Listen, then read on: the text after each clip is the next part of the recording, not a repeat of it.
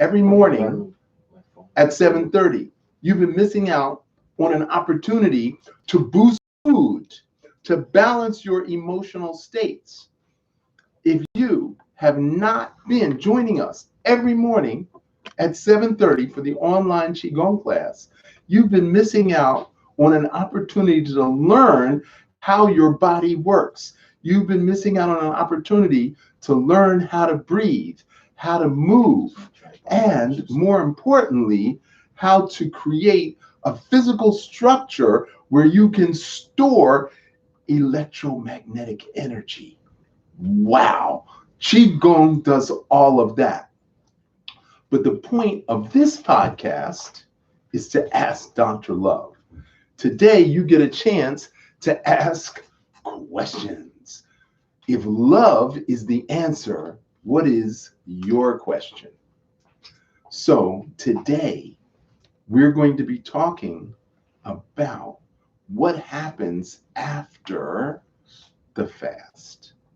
Today, we're going to be talking about what happens after the quarantine. Today, we're going to be talking about what happens when you can go back outside and eat crappy food and buy crappy food. And we're not talking about the dollar menu. That's out completely. So, what are the most important things in anyone's life? Number one is air. Number two is water. Number three is food. Number four is relationships. Number five is entertainment. Number six is transportation. Number seven is finances. And number eight is accumulation. And number nine is building. So all of those things are very important. But the number one thing is breathing. Questions. We've got the holistic motivator, who is my partner in this podcast. And he's got great questions and he's got great motivation for people under 35.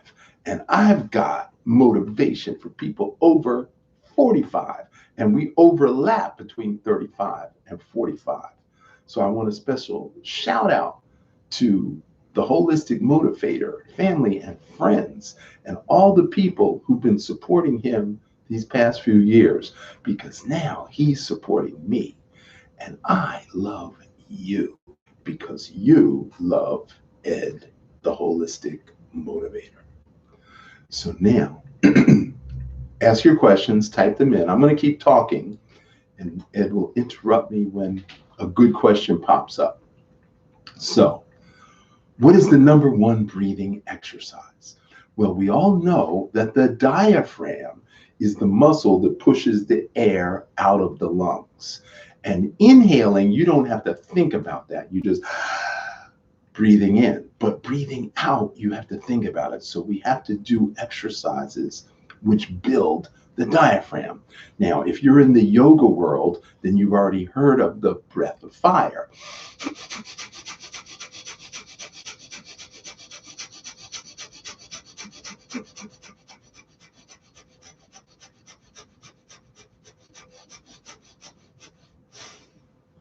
So we start with 60 breaths. Inhale, exhale, inhale, exhale. Force on the exhale. And every 3 days, we add another 60 breaths.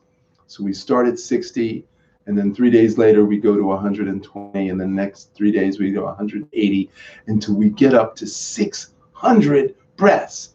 You don't have to go beyond 600. You can just stay at 600. And what is the point of that exercise? It's to strengthen the diaphragm. Most people breathe off the top third of the lungs. So their breathing looks like this. And therefore, the air at the bottom of the lungs never gets cleansed out. Now, when I was a kid, I would choke on water. I would always drink something cold and I would cough. And like all young men, 19 to 24, I drank a case of beer every weekend. We used to do shots and beers. We called them depth charges. So we'd get a shot of whiskey, drop it in the beer mug, and we'd chug the mug. And we played all kinds of drinking games. And I would always, the alcohol would go straight down, but the beer and the water, I would always cough on until I met this